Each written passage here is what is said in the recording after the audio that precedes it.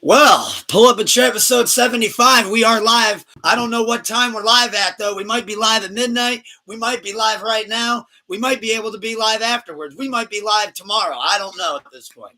But pull up a chair, episode 75. We're making it happen one way or another and getting it shaken on this blessed, wonderful, beautiful, sleepless Sunday. Good God Almighty. So with that being said, to my right, we do got my beautiful wife returning to the Thunderdome joining us today or tonight once again. We don't know. Doom's here, though. We don't know what time it is. But wish I could. I'll fuck with the visibility after. But and I can say fuck because we're past 10 seconds. And it is, once again, the Crim Devil Crim, the one that they do, in fact, call him Mr. El Tucker Tente, the ultimate motherfucking sensei, the one who, of course, taught Bruce everything he motherfucking knows, a.k.a. Space Mountain Stoney, a.k.a. Stony Montana, a.k.a. Young Dumbledore, the lyrical wizard, a.k.a. Bed Burgundy Wags, they snoo on your boy, a.k.a. Seven Brews, a.k.a. the young Tony Clifton, a.k.a. Call Me What You Will, just never call me Broker Sags. It's Mr. Keep the Love High. And the motherfucking hate low, baby. Thank you for joining us on this blessed, wonderful, beautiful, sleepless Sunday. So, let's just dive right into it. It being March 10th or March 11th, we don't know. But, thank you for being tuned in, though, Doom. We are getting something shaking here. So, to just dive right into it, because I know this app means a lot to you. I know you were early on this one. I actually was late on this one. You were late on this app? Yeah. Well, the app that we are talking about is TikTok. I remember first hearing about it from you being on it, I was like 2 years late today. Well, U.S. is also apparently a little late to this ban because apparently it's already happened overseas in Korea. I think I saw it happen in a couple other locations as well. But there is a TikTok ban bill now, it looks like, coming towards the U.S. Yeah. Biden said he's going to be for it if it comes towards it. He ain't going to know what he's reading. Somebody's going to have to read it to him. Yeah. But what do you think on? I mean, yeah, you still have like Instagram Reels and Facebook, so it's like not like people. Yeah, it's not like I'm not gonna be able to watch the videos. Like, so I mean, if it goes away, then it goes away. I'm sure somebody will make an app that's gonna do something similar in the future, and then there you go. I mean, if it's time to die, then there you go. Now. Another way to answer, like another part of this whole thing that I kind of was going to ask you, though, is the thing on the internet that a lot of people are talking about is the U.S. is a country we're tremendously in debt. We have all these fucking issues on the forefront going on. But somewhere somebody's like, TikTok. That's what we need to put our focus on. It's really the priorities for me that's like just not hitting. Like, why are we're so worried about like controlling debt, inflation, everybody. Like, we're not worried about the government is so worried about controlling us that like it's ridiculous. Like, let's worry about yourself for once. How about that? He made a good point. People that know how to like mess with the VPNs and shit, they're gonna be able to weasel out of this like pretty quick. They're just gonna change their location to wherever it's actually like legal to have it, to where they're gonna rig the system kind of like that. Okay, yeah, I mean that. Yeah, I'm sure people will for sure do that. Like Doom made a good point. How exactly would they go about even policing that? I know how, unless they just get the app completely like banned, though. Like they just get the. You imagine the feds do a sweep because they find out you're doing TikTok. That's crazy. Like you're just sitting there scrolling through some videos. Here's some teenager dancing, and all of a sudden you just hear, "Open the goddamn door!" Bam! Fucking battery. You're like, Jesus. I don't even have paraphernalia in here. They're like, give me the fucking phone. You know, like I got TikTok notification. That's funny. Speaking of, like you're doing a TikTok like outside, like in the public, and all of a sudden you just get tackled by like law enforcement. All of a sudden, your buddy recording the video is like, "Dude, there's like a bunch of red dots on your head right now." They're like, "What the fuck?" I just saw 6 dots appear on my dude's forehead. What's going on, dog? We're just trying to shoot some content on here. But I do think the music industry, though, is going to fight back against this. Oh, yeah, I mean... They're like, we got no options left on marketed music, dog. You take away TikTok, we're filing for bankruptcy tomorrow. And that's, like, another thing. Like, TikTok really does, like, is, like, an outlet for a lot of people, like, struggling with just, like, maybe, like, everyday stuff. There's, like, different issues. And honestly, like, I've learned a lot of, like, little life hacks, different, like, little fun things, like, off TikTok, like, that have...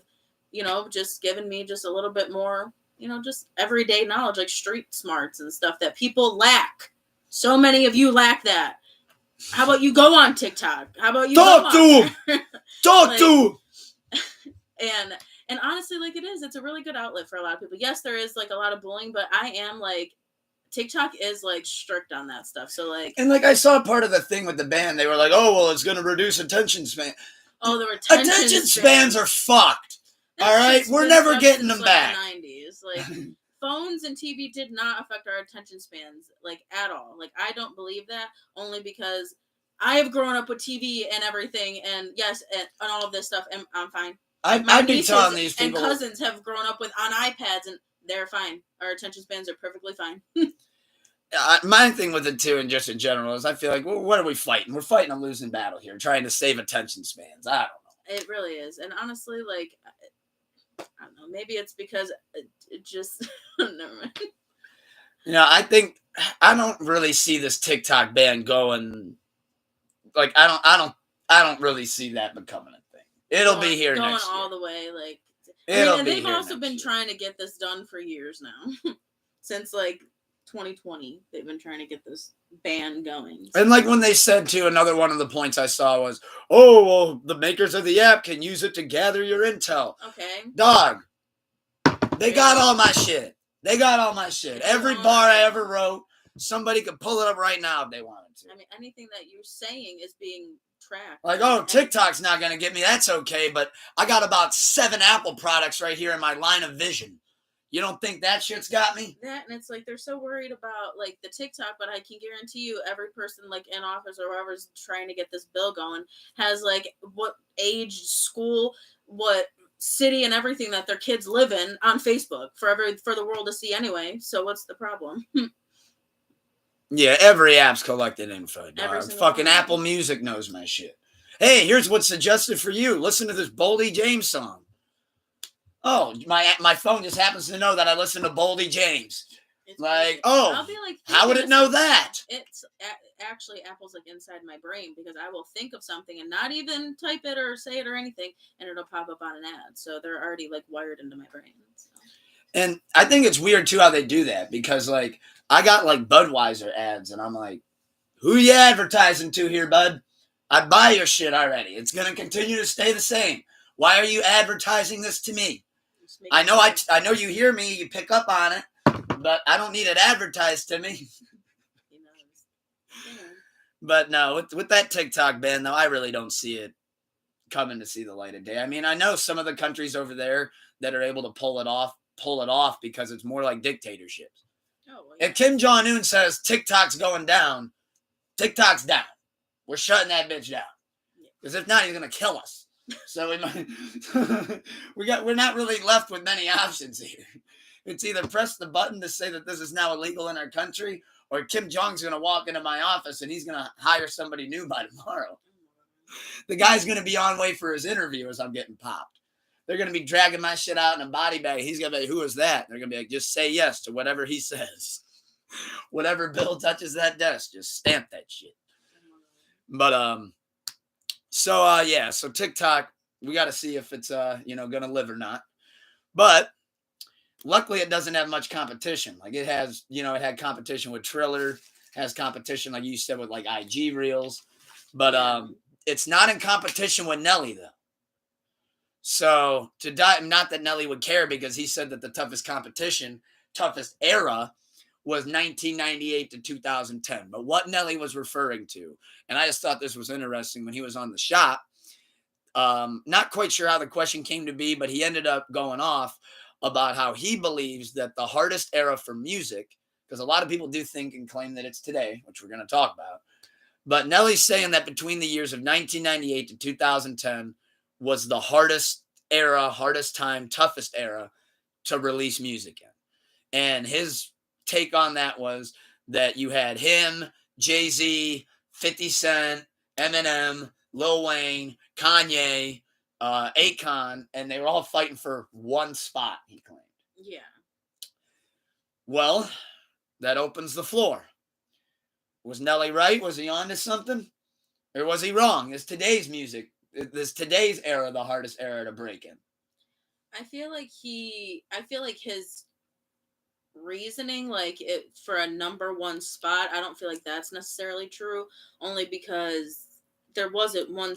Everybody had like their little portion of like runs or whatever. Like you had like, at one point like Lil Wayne was just chart topper, and then Carter you go down 2, Carter 3. and then you just Oh, you shit, go there down he the goes. line, everybody, so many of them, everybody that he said, and they each have their own. So I don't feel like you're fighting for that one spot. I think you're trying to fight for who's going to be next, who's going to have the next run, or who's going to take over next. I think that's maybe where I would say yes. Okay, maybe it was probably more difficult, but and I would agree with, it was more difficult to get your music heard. Like you couldn't just go post on TikTok or Facebook or you Instagram relied on the label. and to do your promoting. Independent. If you were independent, you were a joke.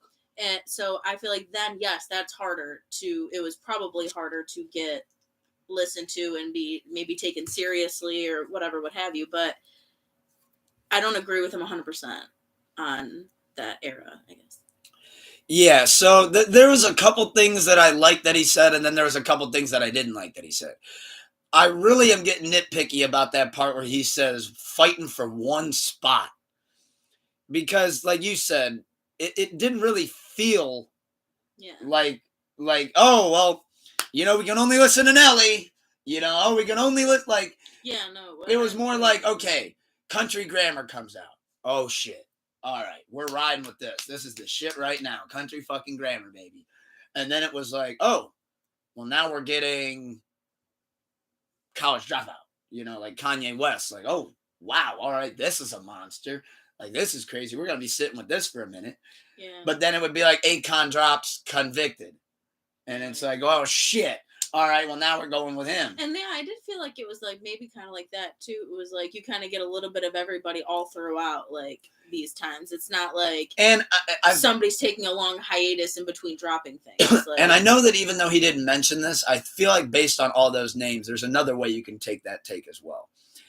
And that way is, so yes, Nelly and all those people that he listed, the thing that I think separates them, and I think maybe he was kind of referring to this as regards to how the new music landscape is today, because of the oversaturation of how many albums drop. We're getting New Music Fridays every single week. Yeah. Where back then it was more like, this is a moment. We're dealing with megastars. Yeah. Like Nelly puts out Country Grammar and the fucker goes 4 or 5 times platinum. This record over here goes multiple times platinum. This single's going off like crazy. This video's going hundreds of millions of views. This video's going through the roof. I didn't follow it like that back then, so like I have a hard time like I don't that I would have to like. I mean, ultimately, those guys sold on average way more records than people sell nowadays. Oh, well, I mean, crazy. People were running to the FYEs and Best Buys to get their Country Grammars. Like, that I do. Yeah, no, that I do definitely remember. Like, where nowadays having to go and get the CD, or I'd go and eat it. Yeah, and like, I'm even thinking of like, oh, now you got the Nelly album on the Billboard. Like, it's literally on like a billboard, out now. Go to your stores, it's available. Yeah, there was more like, what's it called? Like, not so much like obviously social media back then, so it was like just in your face, like everywhere you go, like billboards and like just advertisements and stuff. I feel like, expect like in those like obviously like the mall and stuff, like you'd walk into FYE and you'd have like the cardboard cutout of something and like all of it was like more like bam, like yeah, where obviously social media is taken over now to where like you're not going into Best Buy and seeing cardboard cutouts of things and like big, displays of that artist's, album that came out. Like, because they don't have them anymore. But like, so yeah, you don't get like that, like, what's it called? That like kind of overall feel like of like, oh wow, like we're having a moment here. Where now it's so more hard for an album to have a moment because The Weeknd's dropping next week. Yeah. And then after him, Schoolboy, Ariana Grande. Like, you're just getting boom, ba boom, ba boom, ba boom, hammered over and over and over again with drop after drop. However, though, as far as hardest, and this is where I feel like the oversaturation goes to this take. With how many albums come out nowadays and how many, you got TikTok blowing up songs left and right. Yes, it makes it easier in some regards. but it also makes it harder in some regards. This like today. Yes. Oh God. Because of the oversaturation. I feel like it's significantly harder. Like I saw this one stat where it's like every day, like a certain amount, thousands of songs are released every day on Spotify. I believe that. I believe that yes, it is extremely. To where you got to come up with a unique marketing plan, unique branding, unique image, and all that. And then on top of that all, you got to make sure the fucking music's good. Yeah. Because then nobody else is going to give a shit. That, and like, I feel like it's so much harder now to get like signed to like a label. Like, labels aren't just going out, just just grabbing people. Like, oh, you have a good sound, come with me. Oh, you have a good sound, come with me. Because there's a lot of good sounds. So it's like, you really do have to be nitpicky on who you're trying to pick out of the bunch. And I feel like that's harder now. Like, and nowadays too, when you're dealing with labels, majority of the time, more often than not, say I'm the artist too. Knowing what's going on right now in the industry and what's going on with the labels, you got to at some point ask the question of, what can you guys do for me? Yeah, and that's right now. Are you gonna fund my TikTok? You're just gonna fund my budgets? Essentially, that's really all they can do right now. Where before, back in Nelly's day, they'd hear, I'm just spitballing here, they'd hear "Ride With Me" and go, "Ooh, that's gonna be a hit. Hold on, let me figure this out. Let's get the video budget. Let's get, maybe this feature on it. We're going to make sure that we have him perform at every award show this year that he possibly can. And on top of all that, we're going to make sure that we fund so much money onto the distribution that you're going to have that cardboard cutout you mentioned when you walk through your front, right when you walk into FYE or Best Buy." Yeah. Nowadays, all those tools are gone. Yeah, you don't. All those tools are gone. We can still get you to perform at the award show, but what good's that going to do with the kid on the DVR that just wants to go see what the album of the year is? Yeah. And now he just breezed right over your performance. He don't even know what you're doing. You don't know the record. He ain't going to watch it. Yeah, it does really just crush it. Just really does. Like, yeah, hey, I'm an up-and-coming artist too, so if you're an up-and-coming artist, I'm right in the dog fight with you, dog. I'm right here with my sleeves rolled up with you trying to figure this shit out. But, no, I think Nelly, though, was a little, it was kind of a hot take, I feel. A little bit. A little bit, like, low key. Yeah, that take got a little bit left on the burner a little too long. He had me. Yeah. And then he lost me. But speaking of new music, pivot off into new music reviews. We got 2 weeks worth of music to cover, so I want to make sure I'm not forgetting anything. In the span of the 2 weeks, though, I will say that an album of the year of mine has came out. So I got something already that I'm claiming as album of the year, and I'm waiting to see what's going to beat it. But I do believe that Schoolboy Q took the bar, and he raised it right through the motherfucking roof. So I'm curious to see what's going to be able to challenge that as the year goes on. But as of right now, Blue Lips by Schoolboy is my album of the year. So we're going to lead with that. I'm so happy to see new Q. I'm so happy to see it selling well and doing well. It's performing really well. And I know TDE, Life After Kendrick, they're sending SZA, they're sending Schoolboy. They know what they're leading with here. Ab-Soul was last year as well. Looks like we're getting new Ab-Soul again, so I'm looking forward to that. But my favorite records on this Blue Lips album, first off, I just want to preface it by saying this is, I think, hands down his best rapping today. Best rapping. I mean, as far as making bangers, that's a different story. But I think he showed his versatility on this big time. Glad to see him get into that real kind of lyrical bag. I can tell he put a lot of focus on the production as well on this. My favorite records, though, that jump out to me, normally I give 3, but it's Schoolboy Q, so I'm giving 5. Number 1, give me Thank God For Me. Number 2, give me Ohio with Freddie Gibbs.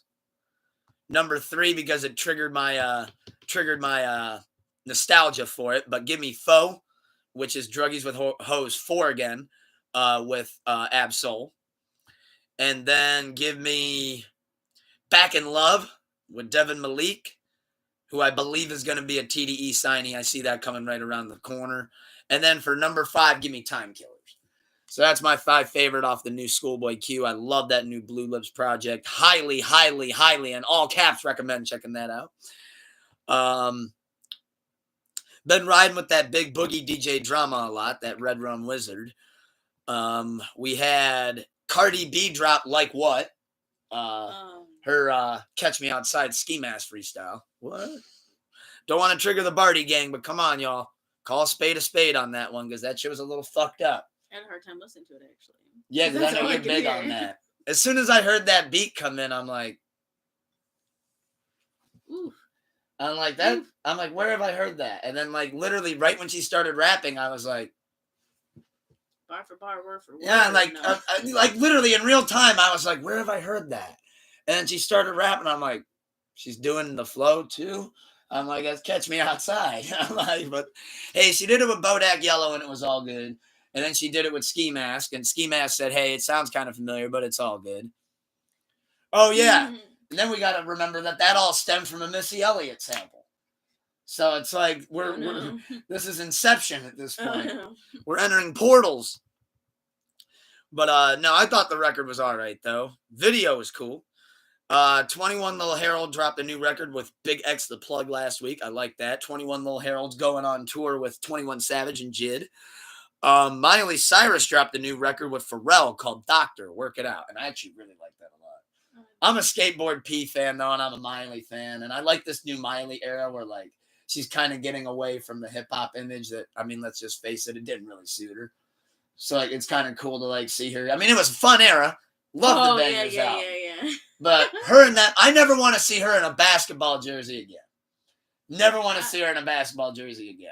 When she had that Ready Whip and she was, like, squirting it all over herself with the Michael Jordan jersey on, Michael Jordan was somewhere like, girl, take that shit off. Honestly, like, here's someone like, take that shit off. Come on. I love Miley Cyrus, and I just want to say one thing is that I'm glad that she's out of that phase of, like, her, like, and she's kind of, like, you know, going into this new, like, kind of, like, love yourself type of, like, phase. And again, that kind of just goes with, like, you know, you just grow up, I grew up with her, and, like, she, you know, we're all growing with her. Yeah, I feel like her bangers phase was like Bieber's phase, where he was just, like, getting hungover, like, getting drunk and then being hungover and throwing coffees at Blake Griffin and shit. Like, I feel like that was their eras. That was their. Everybody has one, you know. You just go through, like, that wild, like, rebellious stage. The funniest part especially with her being 13 years old, coming up into Disney Channel and, like, going through all of it. Like, obviously she's gonna have a fucking run. In her 20s. Nothing beats it, though, that when she went to go perform 23, I think her moment was a little bit better than Bieber's, because when she was on stage performing 23, and I forget what award show it was. In fact, I think it was a weird one. It was like the Brits or something like that. She tried to twerk on Juicy J. Oh my God. And Juicy J, thank God Miley was a good sport about it, because he tried twerking on Juicy J, and Juicy J's mic'd up. And you just hear him. He said something. He goes, oh, you know, come on, sweetheart. He goes, you ain't got no ass. And Miley was just like, her little chicken cutlet. Yeah, she was just like, oh, because Juicy's mic'd up. And he said that. He's like, come on, girl, what are you doing? He's like, come on, you ain't got no ass, Mike. He goes, come on, sweetheart. But no, I thought that was hilarious. I do like that new record with Skateboard P a lot. We got French Montana dropped the Mac and Cheese 5 Deluxe, added 2 new records onto that. We're not going to dive down the deluxe route again, though. Joyner Lucas put out a new single with Conway the Machine called Sticks and Stones. I skipped right to, it should be Sticks, Stones, and Skip, because I skipped right to Conway's verse when I put the song on. Sorry, Joyner. Now we're getting into this week. You want to start off with singles or albums? It's mostly all albums, really. Yeah, really. Okay, well, just talk singles, get that out of the way. Riff Raff dropped a new single that I like. The beat's kind of knocking. It's called Talkie Talkie. So I fuck with that. Anything Jody High Roller I automatically fuck with. Love Riff. What else do we got singles-wise? Friday dropped a new single. I wonder when him and Weeknd are going to have a beef. Weeknd's like, motherfucker, I want the whole weekend. You can't take Friday from me, you bastard. Tenacious D came out with a remake of Britney Spears' Hit Me Baby One More Time. Jack Black's band. Oh, that's pretty good. Yeah, it's hilarious. Video's hilarious, too, because they actually... So, fun fact about the music video. His partner, Kyle Gass, at one point goes for a roundhouse kick and just completely fucking biffs it. And it was so funny to them that Jack Black was like, no, we're keeping that shit. So in the video, when you see him throw the roundhouse kick and he starts falling back and just bam, slams into the ground, that was actually real. That actually really happened. Lola Brooke dropped a new single with A Boogie. I didn't check that out. Quavo and Rich the Kid dropped a new single. I've been on Quavo's ass recently, pause, but I'm just not having it with Quavo. Not really fucking with Real One that much. What else we got here? Reba McEntire dropped her version of the Star Spangled Banner. Okay, Reba. What else we got? I think we're hitting railroad tracks. Wait, Brantley Gilbert. You like Brantley Gilbert, right? All my homies hate Brantley Gilbert. Fuck that dude. No. So that's about it for new singles. Now we can talk a little bit of albums. So, I'm happy to see Ransom and Harry Fraud are on the Hot New Music page. Well, somebody, though, did drop an album this weekend that I think is going to sell extremely well. I saw that the numbers are already going nuts on chart data. Ariana Grande, Back Outside, dropped a new album. Literally could care less. I was about to say, I know you've never been big on Grande. It looks like she's got 13 tracks, couple of features. They all probably sound the same. Ooh. Speak it. Talk that shit. No, as far as Ariana goes, I don't even know what her fan base is called that I might stir up, so maybe I'll just go for it. Man, I ain't listening to that Slew's bullshit. I ain't giving it a listen. I'll be honest, I ain't listening to that shit. Never been a fan of Ariana Grande. Well, at one point I was unbothered by her. But you know what? After everything she does and how grimy she is consistently, I'm over it. What do we got here? New Ariana Grande album is not bad. Doomer's giving it a 7 out of 10. So hear that, everybody? Doomer's giving it a 7 out of 10. Yeah, I mean, I might check out a record or two just to see if maybe her sound's evolved or what it is. Give me a couple records that you want me to check out, Doom. Shoot me the links and I'll check them out. But overall, though, I'm good on that one. Looks like Never Broke Again, so he dropped the Young Boy. No, it's an NBA album? I'm confused. Either way, it looks like Young Boy dropped a 13-track compilation album with his label, Never Broke Again, apparently. I haven't checked that out yet, but I will give that a couple of listens. I do fuck with Young Boy. The Niners always come out the tunnel of Young Boy records, so definitely going to have to get a little bit more hit to that. Super Duper Kyle dropped the new album. He stepped back outside and dropped the new album, Smile Again. Here's the only thing with it, though. Now, I like Kyle. We've seen him live. And I ended up listening to the album. Kyle, I'm sorry. That's a stinker. It's a stinker. I wasn't even able to get into the Tizo feature. Kind of thought that this sound that he's kind of approaching with this one kind of came across like he was trying to do almost like an Amine impression. And I wasn't really feeling that. Overall, though, I'm sorry, Super Duper Kyle. That album, that ain't it for me. Chief called and said that one. I don't think that one's it. My dude Chew Jackson, shout out Chew Jackson. He dropped a new album though. Do recommend checking that out. It's called Under the Ocean is Outer Space. You got 15 tracks from him. Quick listen, good listen though. Shout out Chew Jackson. Another one of my dudes that dropped an album. Good friend of the show as well. Jay Skeese dropped an album with Superior. And I got to hear a couple of those records months ahead of time. So, I'm spoiled with that. I think that's really cool. Highly recommend checking that out. He's rapping his ass off once again, kicking off the year with a bunch of bangers. You got Coda Sevilla on Cement 4s. You got Cantonese Characters as well. Great record. Highly recommend checking that out. But Blue Lips being my highly recommendation from last week's drops, I got a highly recommendation for this week's drops. Highly recommend checking out the Ransom and Harry Fraud project called Lavish Misery. Happy to see that was on the Hot New Music page as well. Got a couple features on there. You got Boldy James and 38 Spesh. Again, quick listen. I think it's 8 tracks, all gems. Added the first 6. Love it. Highly recommend checking that out, though. Shout out Ransom. Man, when you got Chew Jackson, Jay Skeese, and Ransom all dropping in a weekend, coming off of a Blue Lips drop, I think that shit's pretty special. So I highly recommend checking that out. But the last thing to cover on the new music reviews is what pivots us off into the next thing that I wanted to mention, which Forbats has been on a roll. Talk about a meteoric rise. He is an asteroid that is fucking big as the moon, big as Saturn, big as Venus. And he's taken off real quick.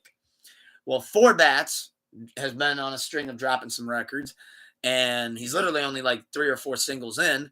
Really like the one that he put out last week called On God She Like. I played that during the pre-show last night.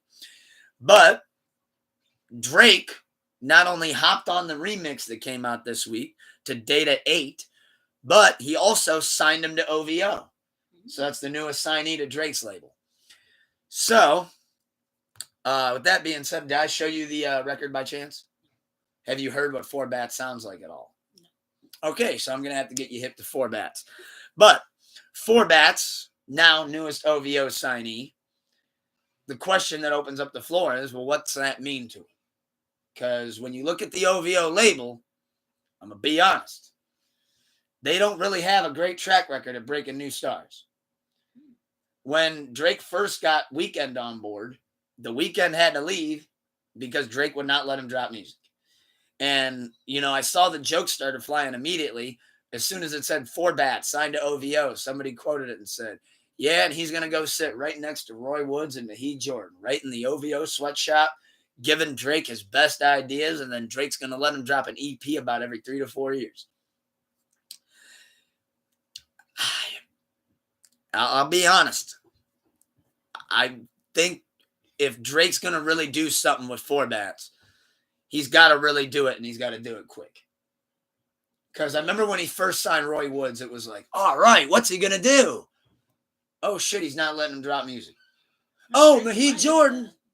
But they're not letting him drop music. Why is that, though? Is it like... So, now that's interesting. So, I believe that Drake and Kanye have similar formulas when it comes to how they run good music and how he runs OVO. I don't know if they do this on purpose, but this is just kind of how it looks to me. Drake hears Four Bats, who he believes has a shitload of potential. Loves the sound that he has because it's something different. Drake knows, though, if I just try to mimic that sound, they're going to say I'm biting him. So what I think Drake ends up doing, like in a Roy Woods case, he signs these guys to keep them close so he can monitor them. Meaning that, like, when Roy Woods is in the studio and he's cooking up some fire shit, Drake can be like, hey, play that shit from Roy Woods' session yesterday. And then go, ooh, that third thing he did. Now, I really want that. I like that. So what we're going to do is I'm going to ask him if I can use some of this writing, and then I'll add on to it, and then that's going to end up being my song. And he's just going to be credited on it. But now here's the thing with that. Okay, Drake gets good idea. Drake gets good idea. Drake gets good idea. Drake gets good idea. Well, now I think ultimately they're left in the studio like, fuck, I just gave him my 6 best songs. And they're like, oh, shit. Like, all right, well, I still got these 8. And then they put those 8 out, and it doesn't do what those 6 could have done. Which means they never really get to see their full potential. Okay. Because Drake's pillaging and taking the best shit for himself to where that when they go to drop, it's not the best shit. They gave all of it away. And, like, I think Kanye does it, and it's way more apparent. But, like, even look at this with the feature stuff. He just hopped on the Four Bats song. What's the general consensus, the general review online? Oh, Drake just hopped on that song and made it his. Fuck the first minute and a half of the song. I don't even want to hear that shit. I want to go to where Drake comes in. So that newest artist that you just signed, let me get this straight. Let me see if I'm calling this down the middle. My hater hat's not on. I'm just calling shit. So, and like I'm kind of breaking it down for you as well. Yeah. So now I imagine what you have here is you get an endless loop and an endless circle of you being above them. So like, and it already started, I feel like, with Four Bats. So his biggest song to date, you hopped on the remix and now have made people forget about everything he did with that record because of how well you performed on it. So you're telling me now that the guy that you just signed as a newest member of your label had this red hot fire hit and you hopped on it and you made it your own. Yeah, what the fuck? Like, I think back to when Designer, and it's easiest to do it to these young artists because this is how you get them. Let's look back at what happened with Designer. Same thing. Panda comes out. Kanye goes, shit, that's something new. That sounds pretty good. I like that. Fuck, what am I going to do? All right, how about we call the kid up? We're going to sign him to good music. We're going to remix this song. And not only am I going to hop on the remix, I'm going to then take this song, call it something completely different, nix your verses out, keep your ad-lib stretch in it, and I'm going to throw it on my album. Did Designer get a Kanye feature on his first project? No. Did Roy Woods get a feature on his first project on OVO? No. Did Mahid Jordan? No. Did Division? No. They all got remixes. Never got an original feature. All got remixes. Drake hopped on the bitch. The one went on Care Package. Other one was a SoundCloud exclusive. All I'm saying, same thing again. Took the kid's song, made it yours, signed him. I'd be willing to bet he's going to nerf that kid's career. I bet it's dead in the water already. I bet you anywhere, any money, 4 Bats is right now going through comments going, what have I done? Oh my God. Fuck me. People gotta stop working with Drake. And here's the bitch too. They signed these 3 to 4 album deals. Guess what Drake never lets them do? Put out albums.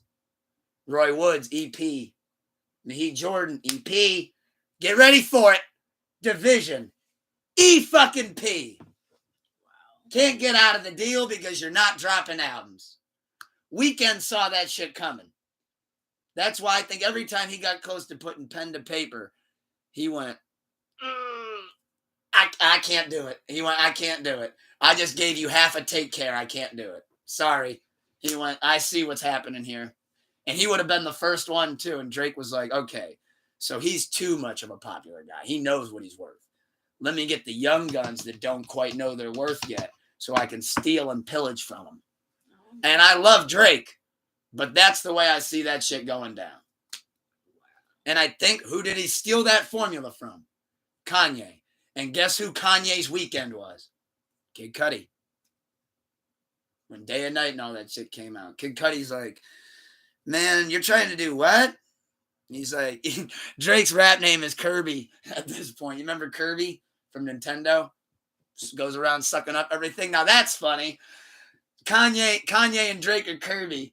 I imagine like you got the OVO studio sessions and you just hear Mahid Jordan like taking off down the hallway, pounding on the Roy Woods door. He's like, turn it off. He's coming. He just took drama from me just now. For the love of God, save yourselves. He's like running. He's like, hold on, let me go tell 4 Bats. He's running down the hallway like Sheriff Woody. I'm trying to do the Sheriff Woody run. Like, go. Roy Wood's like, quick, we're going to do what we can. Go help 4 Bats. He's fighting for his life down there. Hold on. And right when he gets in there, he just sees he's like, wait a minute, the door's shutting. Who was walking in? And as soon as he walks in, he just sees, here's Kirby with his martini. What's that you're playing?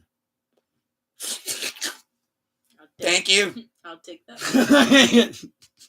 Thank you, 4 Bats. Oh my God. Roy, I'm coming. That's wild. He just walks in, Roy Woods. He's like, fuck. He like tells the producer, he's like, play that whack shit that we played earlier that's not even finished yet. Drake's like, I don't know about this one. He goes, but what was that thing that I heard when I was coming down the hall? The producer's like, you mean this one? Drake, no, not that one. I know it was something else. Play that other one. And like you just see Roy Woods, he goes, fuck me. It's out to the side. Fuck me. All right. And then Drake just Kirby. He was walking out the room. Next thing you know, wow, we're getting 3 albums in a year and a half. I wonder why. Drake, I love you, but leave these kids alone. Would you? I mean, here, let me give you another quick example real quick. Remember Block Boy JB?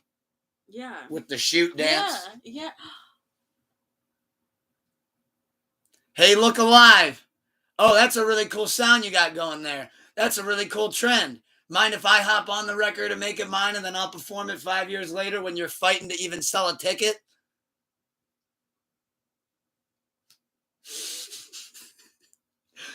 Oh no. This dude can't even get into the Drake show now. And Drake's still performing that at his shows. Block Boy JB's fiending for tickets outside the goddamn venue. And Drake's over here shooting it up. Right there on the stage. Oh, what? You know what? Telling you, they do this shit in broad fucking daylight. Wow. Kanye, Like, and you know what? This gets better. Guess who was the first person to shout out Forbats back in January? Kanye West. Drake's, I imagine Forbats was caught in the middle of a nasty tug of war of Drake and Kanye going, no, I want him. I said I want him. I let you have designer, goddammit. Give me this kid. Your guy went and started jerking off on planes. My guy would never. He's never going to leave the sweatshop. Think I'm going to let him get on a fucking plane? That was your first mistake, Kanye. He's sitting right here. But, no, we got to see who's going to out Kirby one another, Drake or Ye. 2024 is going to let us know. But with that being said, though, I feel like we can pivot off into a little something else. Something else that's some nasty work in the game as well. So from one nasty thing to another, this one's actually foul, though, because this isn't me getting in on any takes. This is just the fact of the matter. So last thing I wanted to mention music-wise, and I'm curious to see what you think of this as well. So I believe her name is pronounced Allin Lotti, who is the widow, I guess you could say, of Juice WRLD. However, after reading up on this gets even sicker. But Allin Lotti has now not only sold their sex tape that we mentioned episodes ago before on OnlyFans, but now she started like a pop-up shop thing where now she's selling all of his clothes, anything left of his pretty much, earrings, jewelry, even old Swisher wraps I saw that he never opened up. She's literally selling all this shit. And why she's selling everything is to get her new boyfriend out of jail. So she's trying to use all this money to make bail for her boyfriend. Wait, what?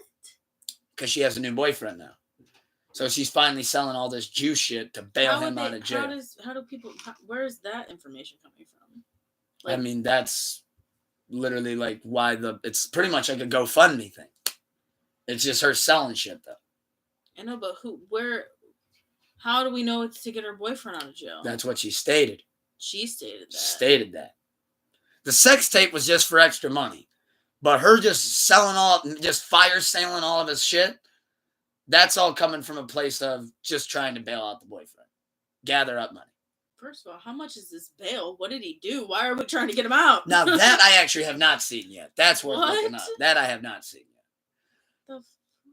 But that's absolutely disgusting. She's now ranking herself at the top of the list of biggest scumbags as far as treating artists like shit once they've passed away. Yeah. She should be number one. Yeah, I mean, between her and X's family, though, X's family's kind of worse. They were selling tickets to see his gravesite. Yeah, that's wild. And then you got the mom and the sister that'll take pictures with the fans next to the gravesite. And the nasty work on that is that they have smiles on their faces. They're smiling. Taking a picture next to, hey, there's your son. He's dead right there. Taking a picture next to him. With his sister, your daughter, and you're both smiling. Knowing damn well that you just made money off that shit. That's absolutely disgusting. They have hours. They have hours that you can request to pay that money, and then they'll escort you up there and see it with you. It's fucked up. Allin Lotti, though, the person that's in the fucking hot seat here, I mean, like you said, how much lower can we get than this at this point? I mean, you can't. That's just, ugh. Somewhere there's a Juice WRLD stand sitting in his jacket right now. First of all, why are you buying this stuff? Like, why are you then contributing to this fucking disgustingness? Like, ew. I could not. You know, I'm glad that you say that because if, let's just humor it, if right now, for whatever reason, there was a Mac Miller pop-up shop that said, here's a set of his belongings and you can purchase them. I don't think I would do it. I couldn't. What would I want it for? Why? What? I couldn't even do my freaking. I wasn't like that with him. My coworker's dog passed away, and it's the same size as our dog, and she gave me a bunch of clothes, and they're still sitting in my car because I cannot even imagine putting them on my dog to wear. Why? Because they were his clothes. It's just like, and that's a dog. Like, I literally could not even imagine. Like, yeah, like if somebody said that Mac Miller orange jacket, his orange jacket, you can have it right now. If I don't even take my own brother's clothes out to wear them, my own brother's dead clothes, I don't even wear. Like, why? Because it's fucking weird. It's weird. And like, you know, I know in his will, like he gave a couple of like his things away. That's fine, but like you display them, like you keep them. Yeah, you don't wear them. Like Quentin literally has it's in a case. Yes, that's his hat that he would always. That is appropriate. That is fine. If it's like in the will, or you want a certain piece to like have as like like. You make a good point. A family member, somebody who knew that person, something that like was special to them. That is completely different than a random ass fan buying something for $4 or $5K. I want Juice's jacket. For what? Like for what? Like for what? For what? I almost find that to be weird. Like you weird. Said, like what you're gonna be like. Like I'm wearing his dead dude's jacket. Fucking love it. Like what?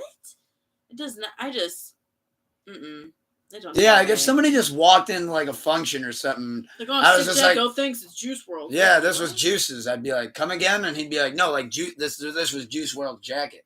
But don't you get it at a show? I'd be like, "Fuck wrong with you?" I'd be like, like it's different. Like if you were given something at a show, like if the artist is alive and gave you the jacket or a guitar or a scarf or like Taylor Swift's hat, like that's different.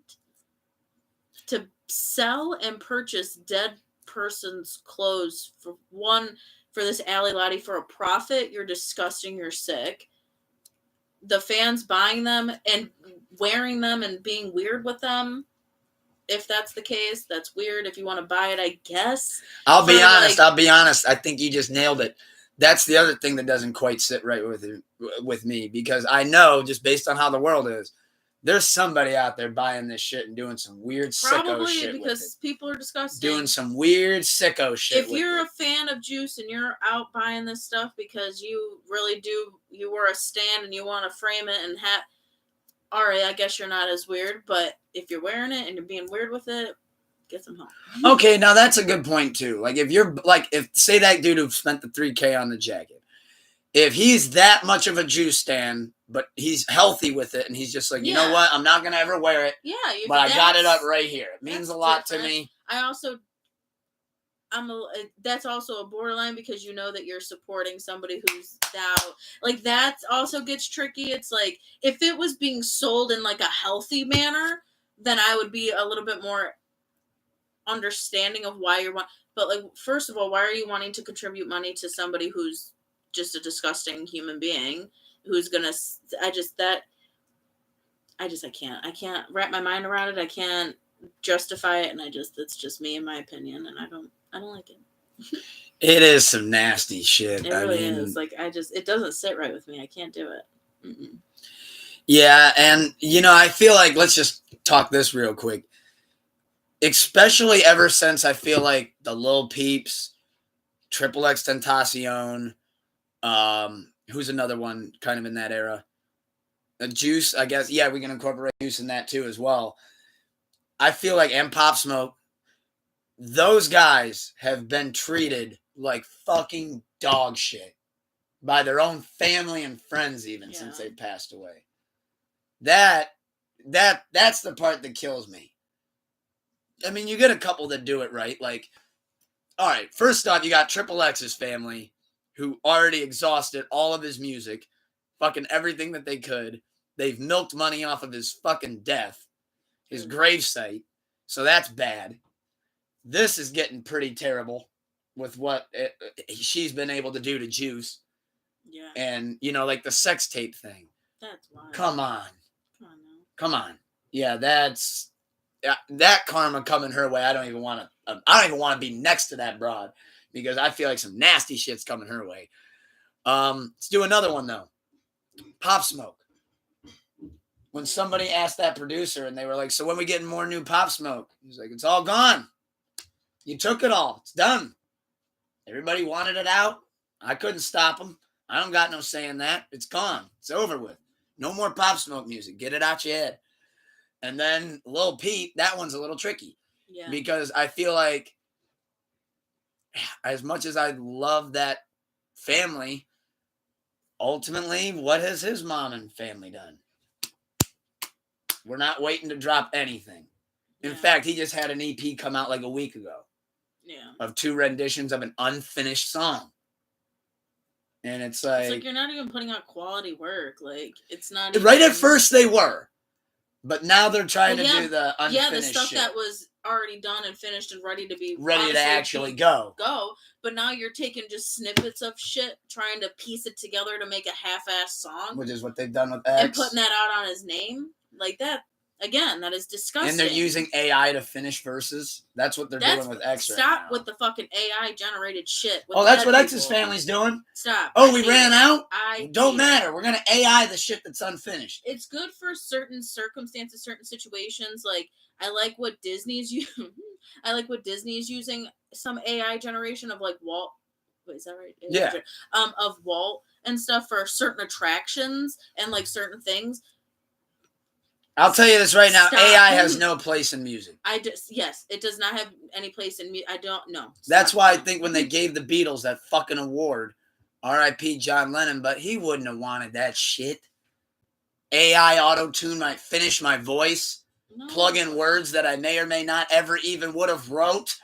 And that's the thing. It's like you're not like that artist is not here. That brain is no longer here working in its true in its artist form that it was when they were obviously alive, like, and to just put words in their mouth like that. Like, the guy who prides himself the most on being a songwriter, we're gonna write words for him. I just like feel like there's like just a level of disrespect there for sure, in that aspect of like, you don't know if like that's what he would have wanted the song to sound like, you know what I mean, and like how that person would have wanted the song to just be like orchestrated and like put together. Like, you just don't know that. Like, I don't know. I just feel like there's some disrespect there for sure. Big time. Because now look at it this case. Look at when it's actually held respectfully and you can see the loyalty in broad daylight.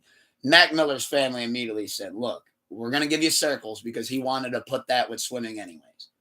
But after that, we don't know when you're going to hear any more new shit. We'll re-release the old stuff and add in a couple here and there. But we're saving what we got. We're not flooding shit. We don't gotta flood shit. In the sense of, I need to make money. They're doing in the sense of the fans. They feel like the fan. I feel like, Mac's family feels like the fans deserve some sort of something from him because it was, he did touch and impact so many lives and it meant a lot to people and like really did change lives for people. And I feel like they are trying to do it as tastefully as possible with that. And like that I will respect. And they're not money hungry, greedy ass people. No. And then look at how they've handled it with Nipsey. I really like how they've handled it with Nipsey. Because immediately, one of his first things that came out is that he wanted no part of dropping music like that after his death. So that's different. Like, I can agree with that just to clean it up a little for sure. Oh yeah, to clean up the mix and to kind of patch in his vocals. But if to generate just complete lyrics in general, no, I couldn't. But just to clean it up, if it was already there, yeah, I mean, obviously. Oh yeah, I mean right when AI became a thing in music, one of the first things somebody did was, hey, how about if we made Biggie go over this Timbaland beat? And that was a bunch of shit he didn't say. Did they do some sort of AI with Michael Jackson or no? Mike tripping? Yeah, they did it on that Drake song on Scorpion because I'm telling you this right now, that was no Michael Jackson. Oh.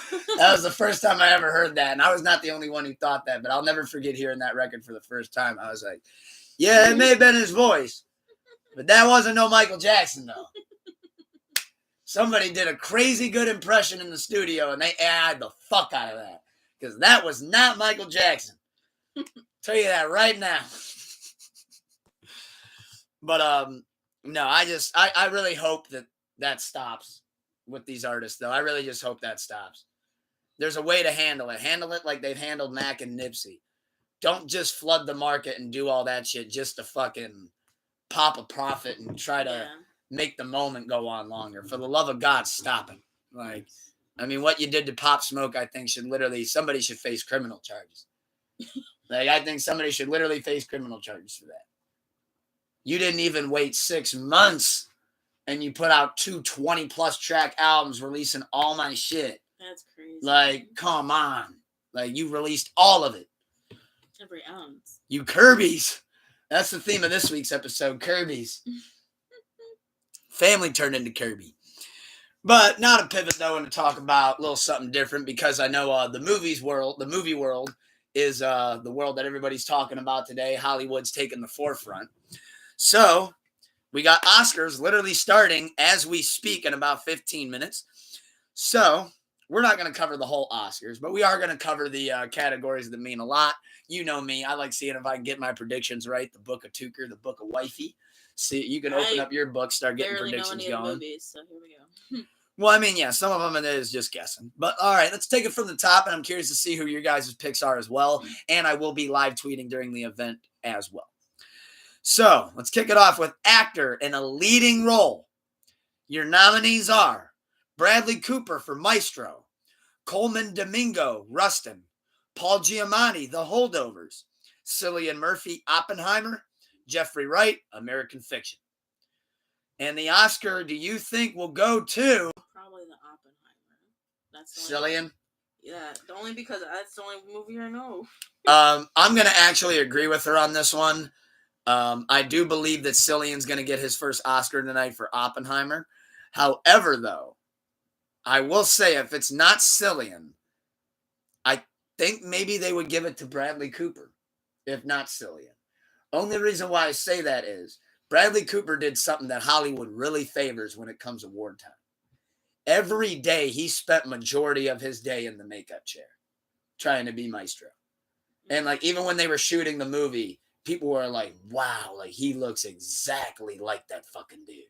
And like apparently he had to sit there for hours every day as they would do that makeup to nail it, just to shoot for a little bit, wipe it and clean it all off just to show up to work again and do it the next day.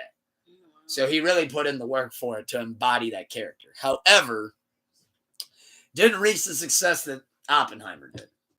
So I feel like Cillian's the lead. I think he's the favorite for that. Actor in a supporting role.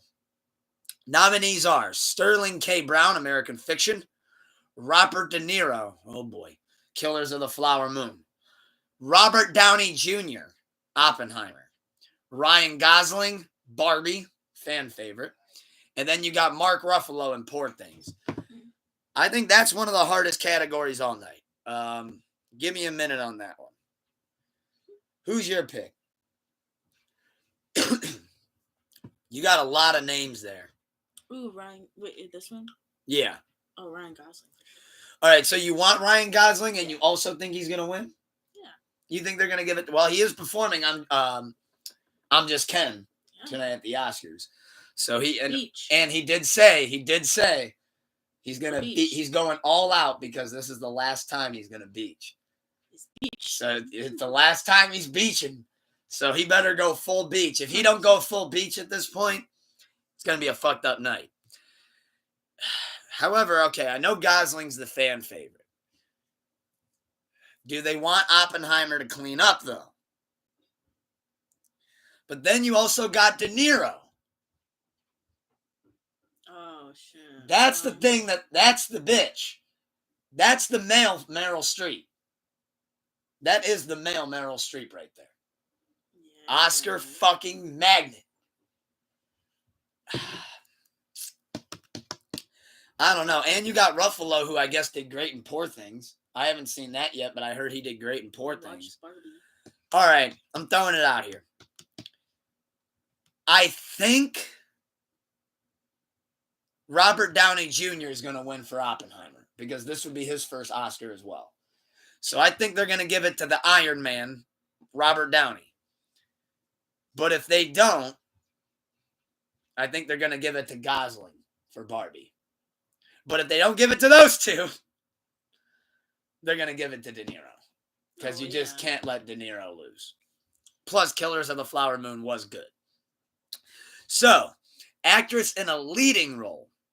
Nominees are Annette Bening for Naiad, Lily Gladstone, Killers of the Flower Moon, Sandra Huller, Anatomy of a Fall, Carey Mulligan, Maestro, Emma Stone, Poor Things. I'm going to go Emma Stone because that's the only name I know on there. Well, you remember Carey Mulligan. She played in the movie about the woman getting revenge on her rapist. And she was getting revenge on rapists. Oh, yeah. Oh, okay. That was another one that she got nominated for, didn't win. I don't think she's going to win, though, tonight. Yeah, I want Emma Stone to win for Poor Things. However, I actually think somebody else is going to win, though. I think they're going to give that one to Lily Gladstone. I think they go Lily Gladstone on that one. I'm really excited to watch, but yeah, I think they're going Gladstone. Joey Gladstone. Who's Joey Gladstone? From Full House. Oh, dear. Oh, God. But no, I final answer for me, I'm going Lily takes it, but I want Emma to take it.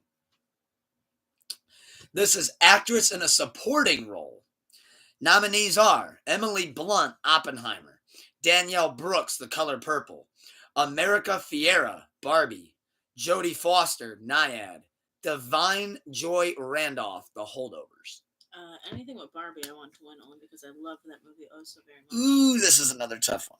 Or the Oppenheimer person's probably going to win too. Emily? Yeah. That's I heard not she did good. Bad. However, though, I think they're going to go a different route for actress in a supporting role. You think so? Yeah. And I'm really actually excited to see the movie. I think they're going to actually give this to Divine Joy Randolph in The Holdovers. I've heard nothing but amazing things about her performance, and I'm really excited to see that movie. So I'm thinking they're going to give that to Divine Joy Randolph, and if they don't give it to her, I'm going to hot take it. I think they're going to give it to Danielle Brooks in The Color Purple. I think that's how they're feeling in that category. But if they go obvious, I feel like they would either give it to America or they'd give it to Emily. Only because of the movies that they were in. However, though, I think you're going to like this category.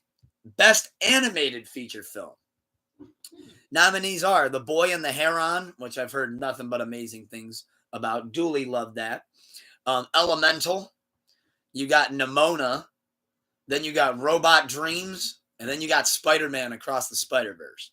Now, I think this one's easy. I think they're going to give it to The Boy and the Heron. But if they don't, they're going to give it to Spider-Man Across the Spider-Verse. I was thinking Spider-Man. Because that movie cleaned the fuck up at the box office. Spider-Man. You're thinking they're going to give it to Spidey? Mm-hmm. Yeah, I mean, it's... I almost feel like I should take back what I said. I think they're going to give it to Spider-Man, but if they don't give it to Spider-Man, they'll give it to The Boy and the Heron. Mm-hmm. Best Directing. Good luck. We got Anatomy of a Fall, Justine Triet. Martin Scorsese, Killers of the Flower Moon.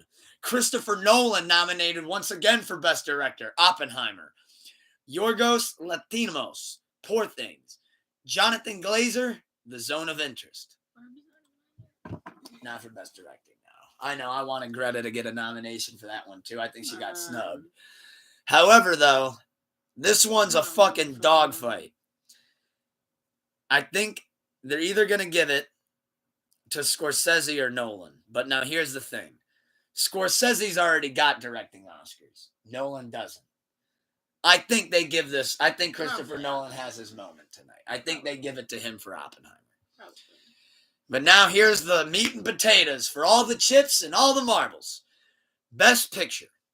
Nominees are American Fiction, Anatomy of a Fall, Barbie, The Holdovers, Killers of a Flower Moon, Maestro, Oppenheimer, Past Lives, Poor Things, The Zone of Interest.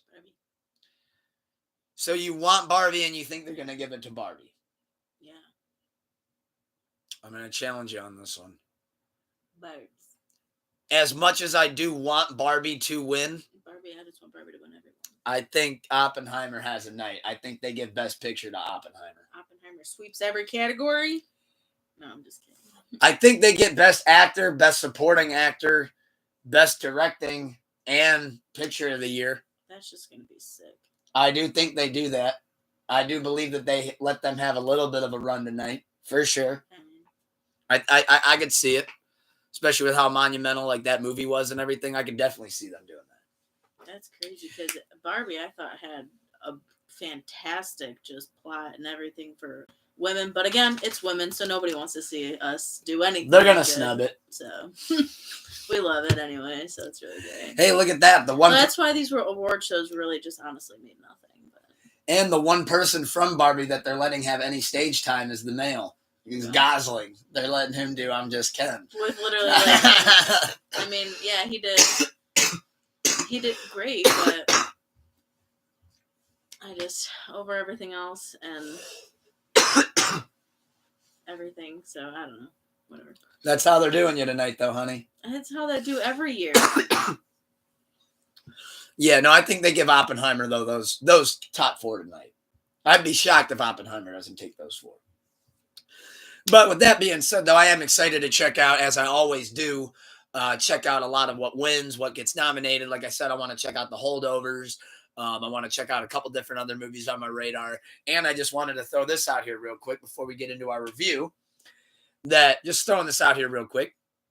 I don't know if you guys have heard, but there's this new app called a Letterboxd account. And I highly recommend checking it out and downloading the app because you can add me. And I believe my username, and I'll end up putting it on Reddit as well. I'll even put it in the description. But I believe my user... Well, here, I can pull it up. Let me see. If you want to add me on Letterboxd to see what I review, all you got to do is put in capital E, lowercase L, no space, capital T, U, lowercase U, K-E-R, T-E-N-T-E. El Tucretente, your ultimate motherfucking sensei, is located at Letterboxd account. So go check that out and download that. And we can chat about some movies on there. Speaking of which, one of my first 2 movies that I've reviewed on there since making the account is a movie that me and you watched together. Ricky Stanicky. The new John Cena, Zac Efron movie that just hit Prime Video. I've actually already watched it a couple times.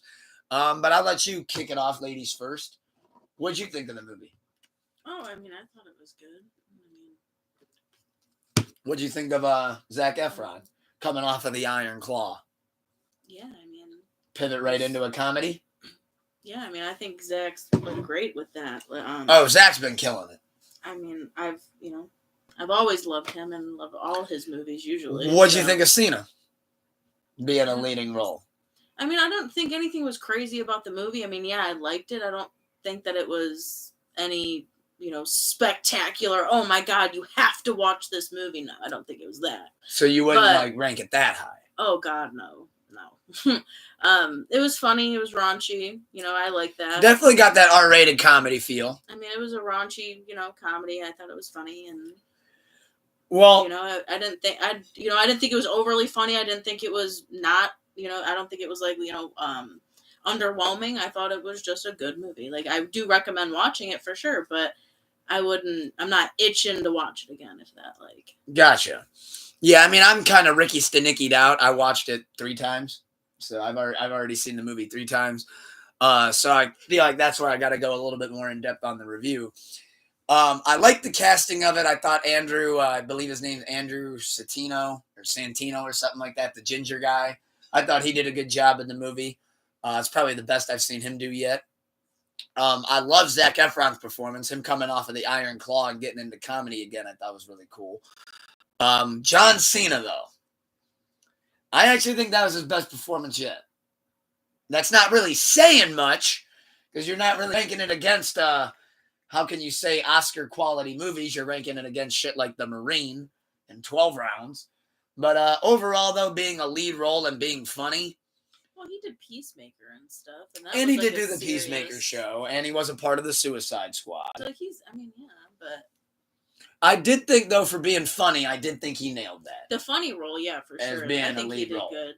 Like one of my favorite parts in the movie, spoiler alert, is when they give him this Bible and he's got to like study the whole Bible on like becoming Ricky Stanicky. And one of the things is that Ricky's like 7 years sober, and this dude's like a raging alcoholic. So as soon as he gets off the plane, he looks all fucked up, and they're like, "Oh shit!" And he's like, "Yeah, but remember, I've been clean for years, so like I got to stay off that shit." And it just creates for a great plot line. I actually highly recommend checking it out. I think for it being a modern day R-rated comedy, I think they nailed it. I thought it was really funny. I gave it a 4 out of 5 on Letterboxd. So, that says a lot. Mm-hmm. But no, I think John Cena really killed that role. And I thought he did a good job. Happy to see him get another lead role. I know his lead role from last September didn't go over too well. In fact, I think that movie got like a 7% on Rotten Tomatoes. However, though, before we get into some wrestling, we got somebody in the TV movie world that's in hot water now. In fact, this is kind of a little bit of the comedian world because this is where it happened. But for those that don't know, Nick Swardson had what we call in this industry a bad night, real bad night. So earlier this week, in fact, last Sunday night, he was doing a show in Colorado. Show didn't go so well. Crowd booed him, screamed for a refund. He went in circles, talking about the same thing. Seemed like he could never gather his points. Seemed like he kept losing his train of thought. He looked like he was slurring speech. He could barely keep a balance. And then ultimately, the most embarrassing thing that could ever happen to you, he was not accepting that the crew design, that the whole crew that was there, the production team there that night, was trying to get him to wrap it up. Hey, buddy, this ain't going good. Wrap it up. Mm-hmm. He wasn't listening.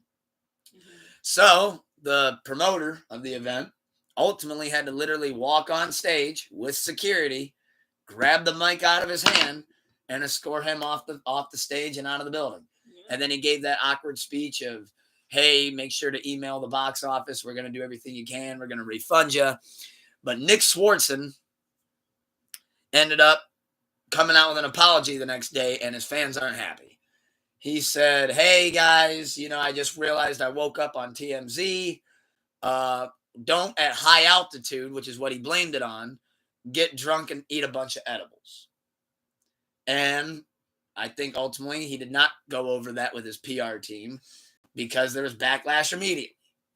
Fans at the show being like, man, we paid our good hard-earned money, which I think some of these people forget about sometime, and put our shit on hold to come see you. Yeah. And you come out on stage and do that. And everybody's thing, they made a good point. You're a stand-up comedian. Why are you getting drunk and eating a shitload of edibles before you go up there and do your set? And that's the thing. Like, you're not Ozzy Osbourne in the 70s, dog. You're not up there just singing songs, dude. Like, you're up there remembering an act. I mean, like Ozzy, for example, as soon as you play the first couple of chords, he goes, okay, we're doing War Pigs. Nick Swardson, you have to remember your set. Yeah. And you're drunken on edibles talking about going in circles talking about, hey, does anybody here know Norm Macdonald? He was my friend. Yeah, no shit. We all know Norm Macdonald. More people know Norm Macdonald than they know you. Yeah. And it kind of sucks, too. Like, I did see there were some people on Reddit, because when I mentioned that it was going to be a topic, they were like, oh, come on, don't go in on him like that. Like, of course, the first thing that goes viral in his career is this. And it's like, I mean, yeah, he's had a long, sustaining career, but, like, when I think about it, this is the most viral I've ever seen him be. Oh, yeah. And, of course, it's over a huge fuck-up. I mean, and honestly, I'd rather it be this fuck-up, like, you got too fucked up and high on stage and couldn't remember your routine than somebody getting drunk and fucked up calling somebody racist or making racial slurs or getting aggressive or beating somebody up or shooting somebody or killing somebody. I truly, like, honestly, I don't think that this is I'm not worried about it. And like the other thing too is like it's not that big of a fucking deal. You're gonna get a refund. Quit being a baby about it. He had a fucked up night. Oh, fucking well, Colorado. You're getting high. You're doing shit. He had a fucked up night. You're going to get refunded. I'm sure after this dies down, he'll probably try to do another run. There you go. Don't go see him again if you don't want to. I mean, and if you listen to it in the clip, you can tell that even though he is fucked up, even in the clip when he's on stage, like right before he finally shuts up and he realizes like, this is bad. he actually has a moment where he's getting caught in his words, and he even says it. He goes, "Oh shit, I'm fucking up," and like he acknowledges it. Like he realizes, like, "Oh fuck, I'm stumbling over my own words." Oh shit. Artists do that literally all the fucking time. How many times have somebody went to a fucking rap concert or maybe even a country show that drinking is, predominantly done, and they get on stage and they're slurring and falling and fumbling and they can't get their wits about them and Earl stuff. Sweatshirt. And nobody's complaining about that. Nobody's complaining, I want a refund. Earl Sweatshirt almost fell face first into the front row when I saw him live. Oh, it's funny then because, it's a rapper. Oh, it's a, hip hop. Oh, it's this. It's what's the fuck's the difference? You're going to get a refund. You just made a great point because at that show, it ended up being a video of like, oh, look at Earl Sweatshirt on stage in Cleveland. He's fucked up. It went viral, but guess what? People weren't, damn you, Earl. They weren't, damn you, Earl. Nobody asked for a partial refund. It was just like, guys, like this is how I took it when I left the show that night. Yeah, Anderson and Thundercat did great. It was great seeing Earl. He was really fucked up, but it was good seeing him. That's how I left the show. Like, yeah, I got a fucked up Earl Sweatshirt. Yeah, show went great.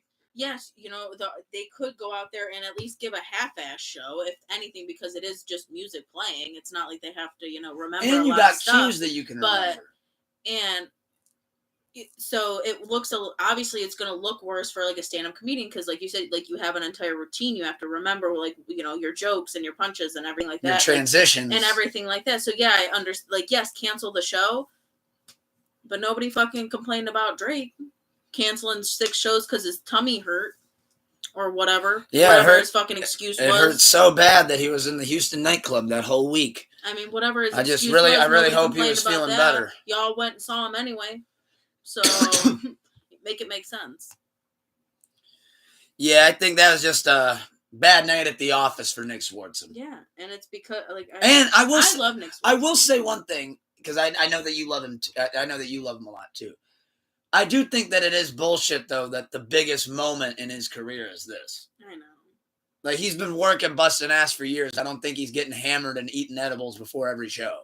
No, it was probably just got a little out of hand. Them edibles are good out in Colorado. Look at what happened when Morgan Wallen had to cancel a show. I mean, yeah, the people at the show were pissed off, but I actually ended up seeing a lot of people online that were like, that's why he's our boy. That's why he's America's guy. I get drunk before work, too. Hell yeah, Morgan Wallen. I'll get drunk with you. Next round on me. Fuck it. Went to the show. You can call off the show, and I'll call off work tomorrow. We can get real drunk. At least you're getting refunds. Fucking Drake was like, no refund, but you can go to a different show, though. He said, Drake's a sick dude. He said, no refunds, but the merch is 5% off on my website. Your $900 fucking sweatshirt's fucking now at $895. My $3,000 jacket's now only $2,850. Yeah, literally. You're good, dog. Save you an extra $1.50 on that one. Quite literally, like, oh god.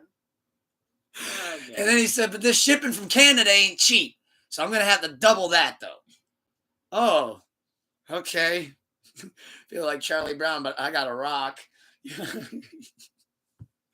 I did see there was one meme though. Somebody was like, I need my refund. Like I spent $400 on this Nick Swardson ticket. And somebody was like, well, now hold on there, dude. They're like, I don't know if I'd be spending $400 on a Nick Swardson ticket. I doubt Nick Swardson was charging $400. They're just trying to make free money off the guy. That's funny. He gets like an invoice. They're like, hey, we need that $400. My highest ticket price is $150. Where the fuck did he get $400 from? I'm not paying for his resale. He's like, this is bullshit. Never once charged that amount. Who do you think I am? Who do you think you are? I am. But what if he got drunk and did that on stage? Did the impression of that bowler. Like when they were like, we want a refund. If he just screamed out, oh yeah, well, who do you think you are? I am. They're just like, what does that even mean? How does that apply here? That doesn't even apply. But now to pivot off into somebody else, though, who's at the podium receiving some hot water after his excursion on Friday Night SmackDown. So to pivot off into wrestling, Nick Swardson, there's somebody that's going to join you in that hot water. And that gentleman's name is Roman Reigns. Good, because fuck him.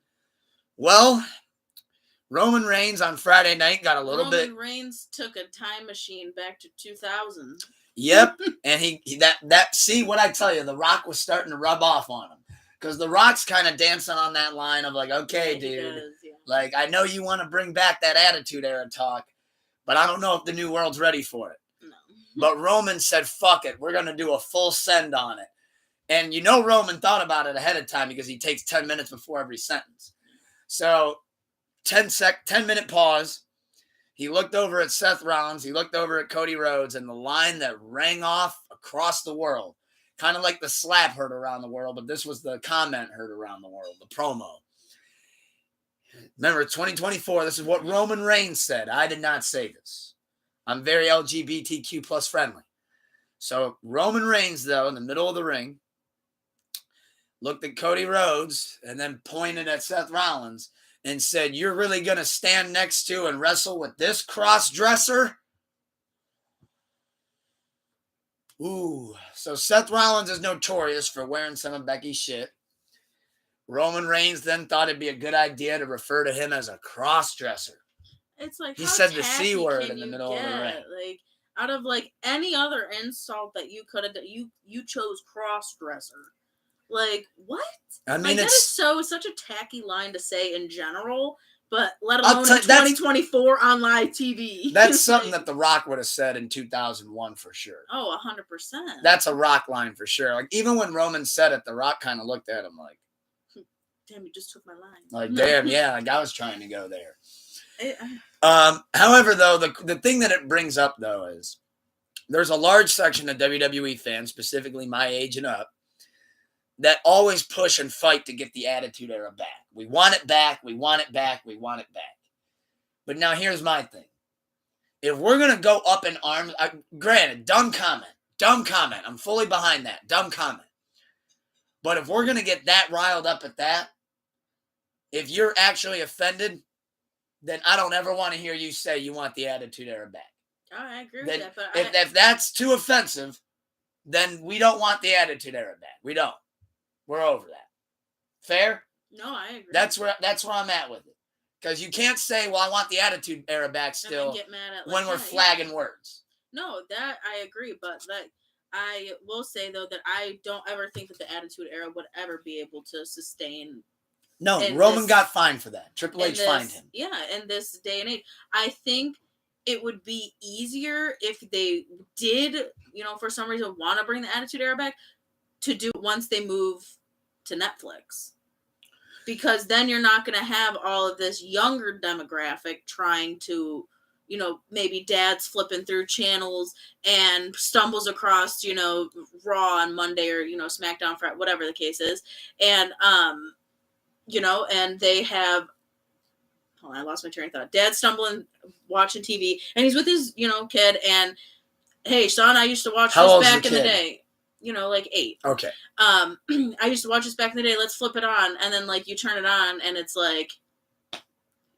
Dudes doing slurs. Doing that. And then now that kid's going to, sit there and be like, okay, all right. Because that kid probably already is told, I'm not even supposed to say this shit. Yeah, this is not... But he is. So now they're going to think it's okay. But if it, when moved to Netflix or, whatever streaming, and...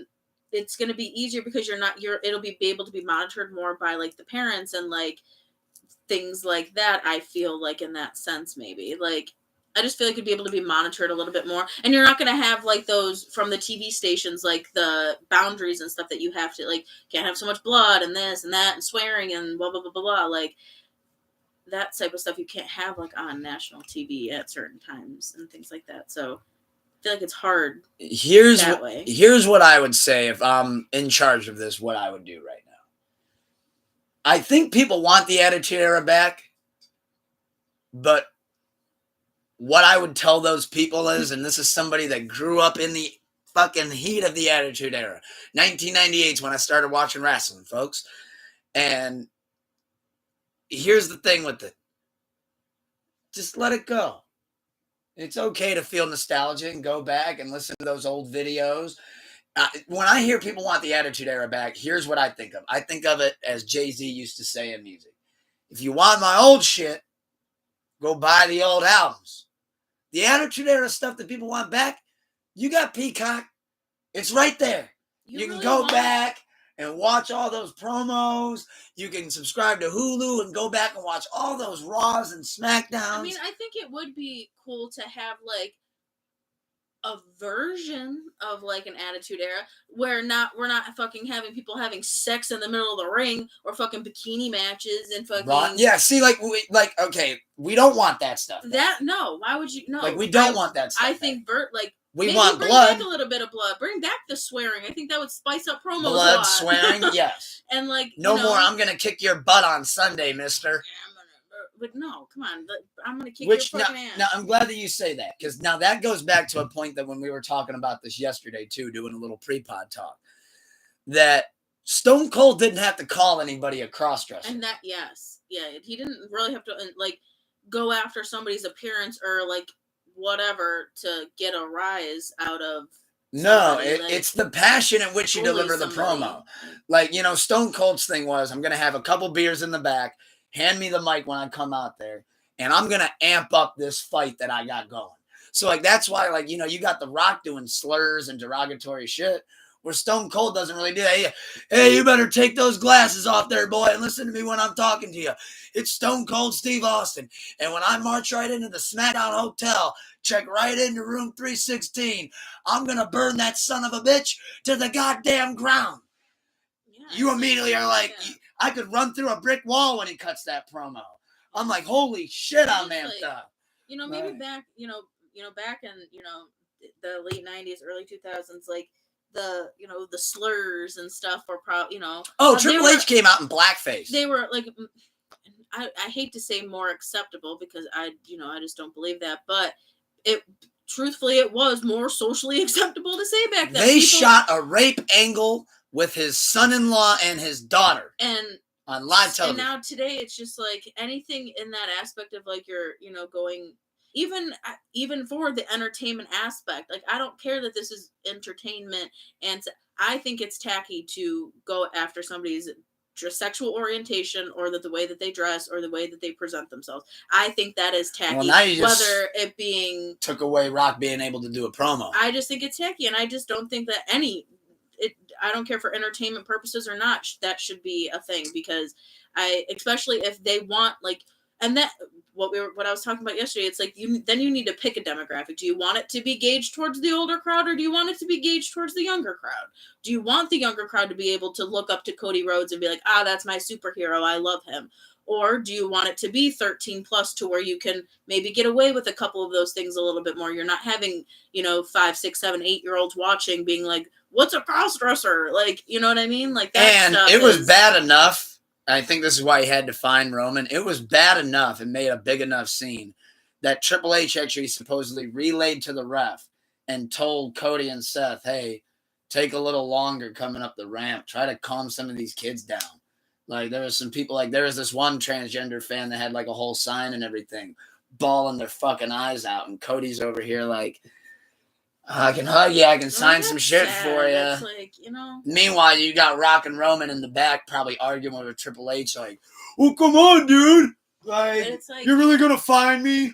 I'm the tribal chief, dude. You have so many different people watching this, promotion and watching this. And finally, WWE we're back at it. You're good. We've been on a run for years now, like back in like 100%, like, people are actually interested again, and like they are following, and it's like you're gonna fucking do that shit, and it's like, oh my god, it's like, and plus like LGBTQ community, like they have done fought so hard to be accepted, along with the black race has fought so hard to be accepted, and finally we could do this, and we're gonna be we could be racist and homophobic and stuff, like that's crazy. And let's just look at it this way too. I feel like this is probably why some of those kids there and teenagers and all that were really affected by it. I think of that one that I saw that was bawling their eyes out, and this is probably why.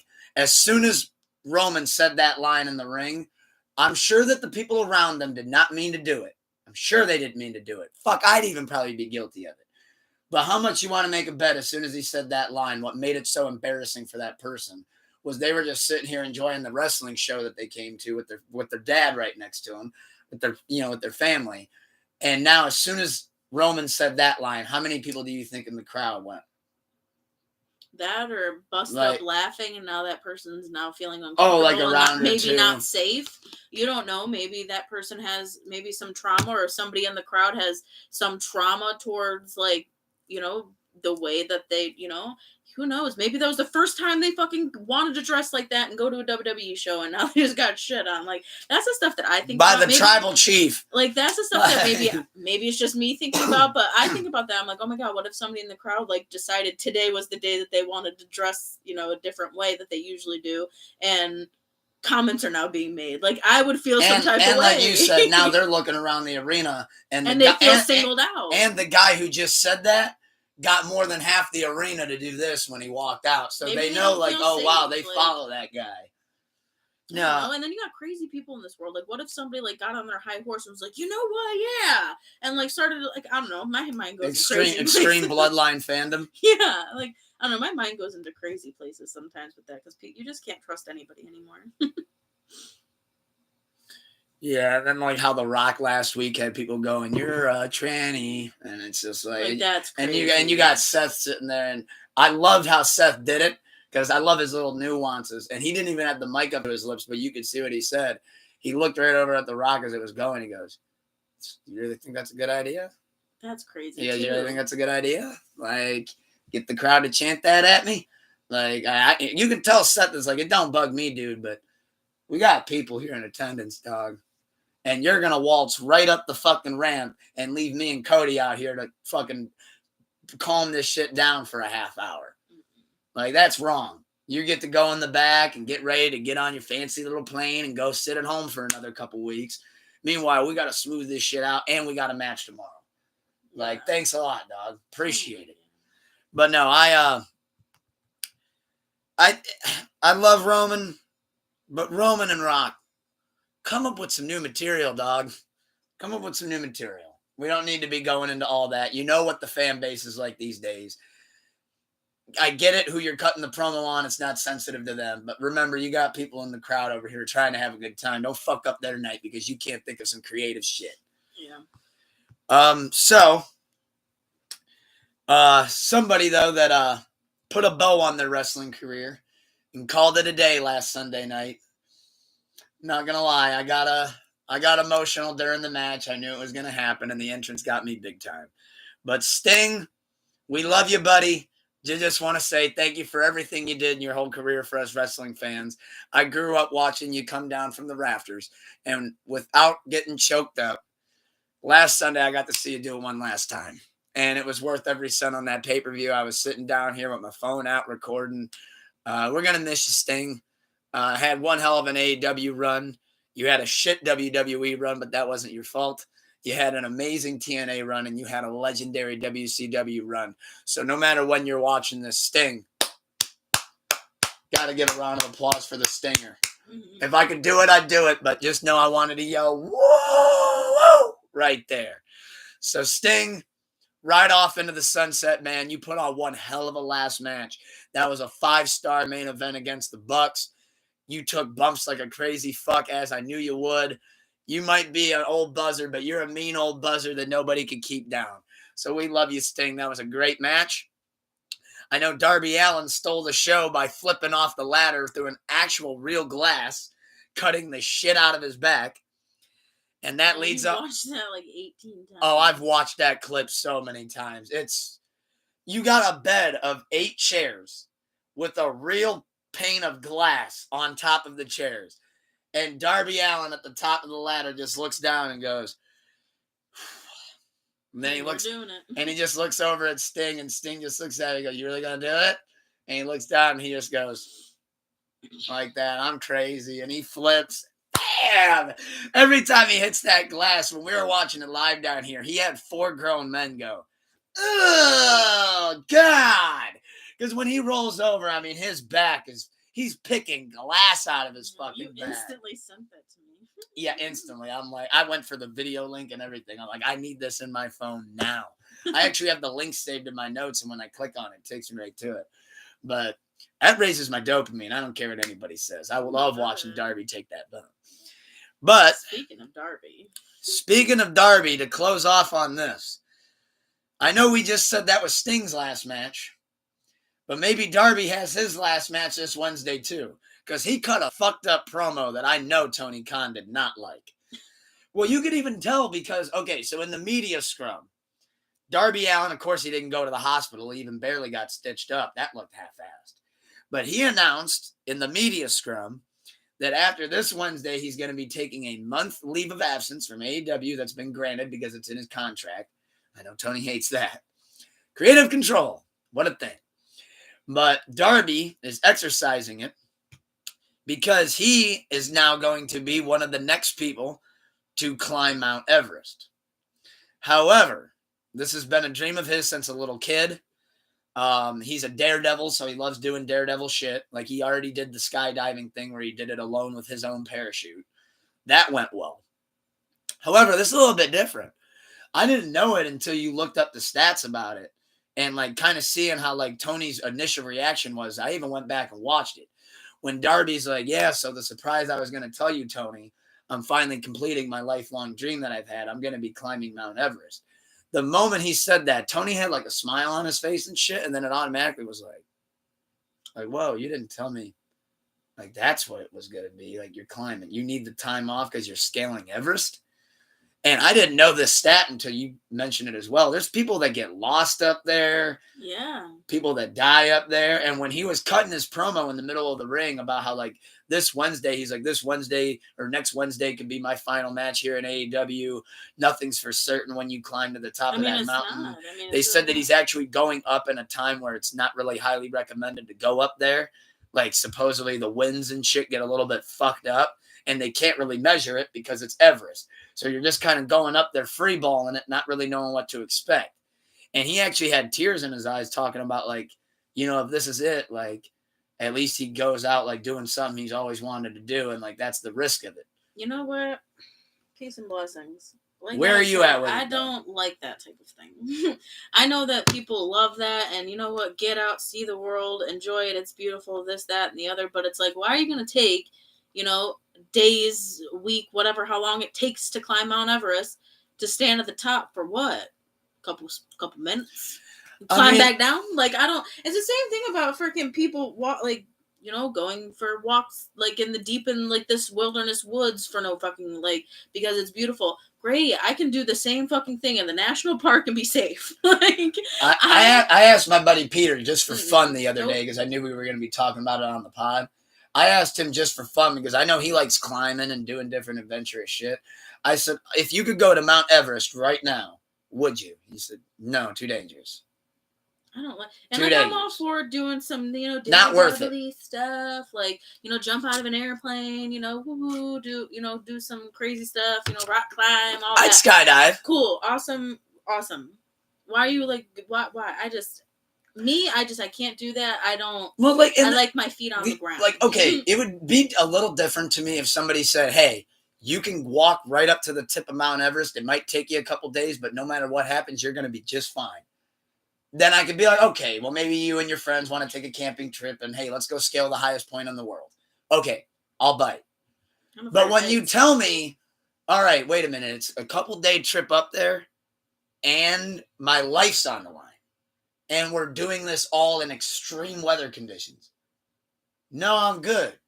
I'm good. Like, I'm good on that. I don't want to freeze on the side of a mountain, freeze to death. Why would I want to do that? Like you said, just to finally get to the top and be like, well, that's half the battle. Now we got to climb back down. Like, nope.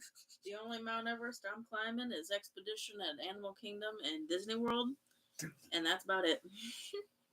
I'll do that every day. I'll take that climb every day of the week. And I watched that Everest movie.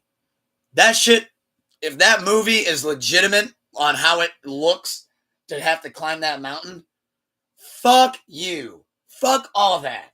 Granted, I know that was like a blizzard came along and made it much worse. But like, the one dude just literally makes a misstep and just fucking oh, he's dead. It's like, oh, he just slipped into an endless abyss. He's dead as fuck. That's crazy. I saw this stat that there's like 200 people on Mount Everest that like are just like not found. Like just. And like what? If Darby Allin starts to panic and like he's not making it up there, like what's he gonna do? Just do the coffin drop off the side of the mountain? Well, no, you can't do Hold on, guys. I'm going down. Coffin. Bam. I don't know. It's just, there's just like a lot that goes into it. It's people who like scuba dive too. Why are we scuba diving? Why do we want to see the bottom of the ocean? I wonder now if like Darby got so emotional in the promo because maybe he's got something else planned. Like what if he got right up to the top of the peak and he's like, how can I make this more extreme? Oh, you would die. Hold my beer. Oh no, you and would he die. just fucking jumps right off. I mean, you would die not instant maybe, but like you would be dead because the altitude you can't drop that fast. Your oxygen, you would literally just have a stroke and die. If you jumped off it, like you would like. He would never make it to the ground with the coffin drop. Oh no, he probably wouldn't make it a couple hundred feet without dying because the way that the oxygen. I don't know the technical terms, but they do that. It's the same thing like when you're scuba diving, you can't come to the surface too fast because like all like the oxygen and stuff makes you like disoriented and then like you die. Yeah, and you know what that's God trying to tell everybody? Stay the fuck out of down there. And stay the fuck off that mountain, too. Well, yeah, you're not. I don't know. You're not supposed to be in these places, y'all. That's why they're there. Like, I don't. Only I'm supposed to go chill at Everest once in a while. Shit, it's getting too hot over here. Let me go sit on top of Everest for a couple minutes. Gather my thoughts. I like my feet on the ground. That's it. You think God's up there, too, like at the tip of, like, Mount Everest, and, like, somebody's just, like, about to be up there. He's like, I'm going to make him fall. Oh my God, no. No, I'm kidding.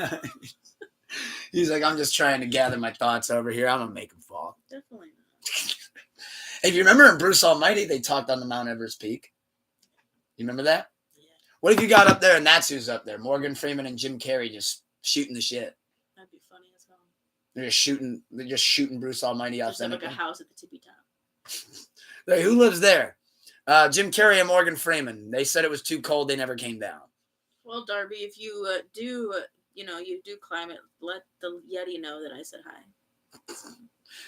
Yeah, and Darby Allin, we wish you the best on your endeavors on Mount Everest.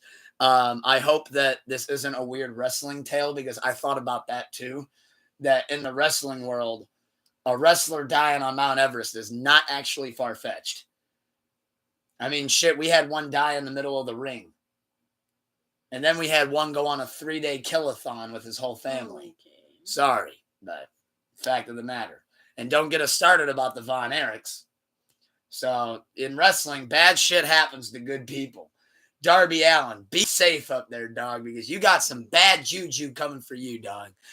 But with that being said, the Oscars are on. Let's see if our predictions are coming true. I got to make a trip to go get some brews.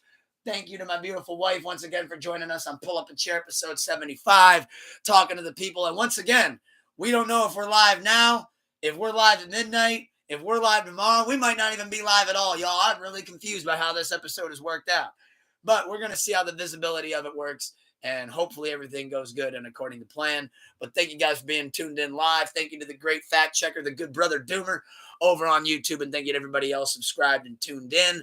Make a Letterboxd account. I'll see you on there. Go check out Blue Lips and Lavish Misery. Little Lover Boy out now, all platforms. And 16 more subs. We will be doing weekly Cash App and Venmo giveaways.